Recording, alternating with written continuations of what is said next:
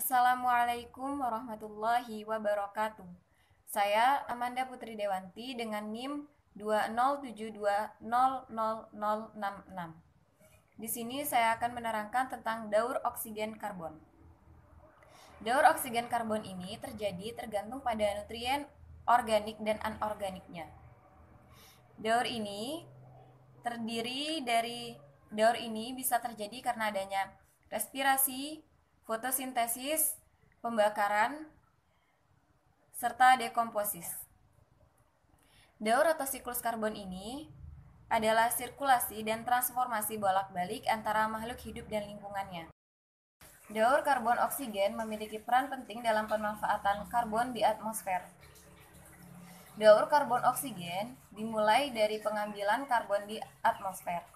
Dimulai dengan penyerapan sinar matahari yang dilakukan oleh tumbuhan untuk proses fotosintesis, digunakan untuk merubah karbon dioksida menjadi karbohidrat dan oksigen. Di sisi lain, selanjutnya pada laut bagian atas, organisme akan membentuk jaringan yang mengandung karbon, dan ada juga yang membentuk cangkang karbonat yang akan tersimpan di dalam kapur yang kemudian kembali ke atmosfer. Daur karbon oksigen digunakan untuk pemanfaatan karbon di udara. Daur karbon oksigen dimulai dari diambilnya karbon di atmosfer.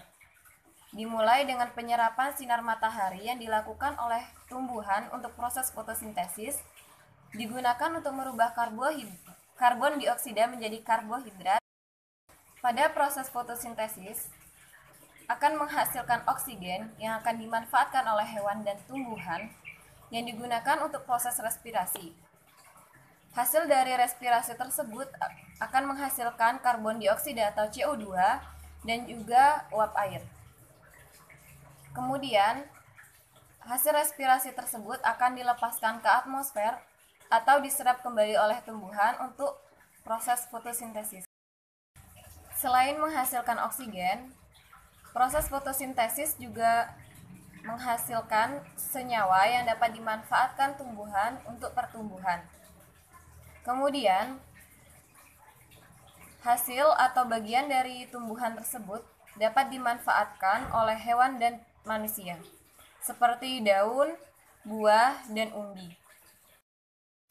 Setelah manusia dan hewan mati, tubuh mereka akan mengalami pembusukan dan juga penguraian. Penguraian tersebut akan dilakukan oleh fungi atau jamur dan juga bakteri.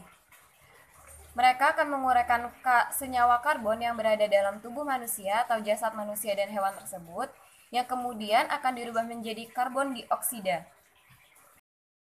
yang akan kembali ke atmosfer. Selain menghasilkan karbon dioksida, pembusukan dan penguraian tadi akan menghasilkan fosil yang berupa minyak bumi, gas, batu bara. Dan fosil tersebut akan mengalami pembakaran, dan pembakaran tersebut akan menghasilkan CO2 yang kemudian akan dilepaskan kembali ke atmosfer. Sekian presentasi dari saya. Kurang lebihnya mohon maaf. Wassalamualaikum warahmatullahi wabarakatuh.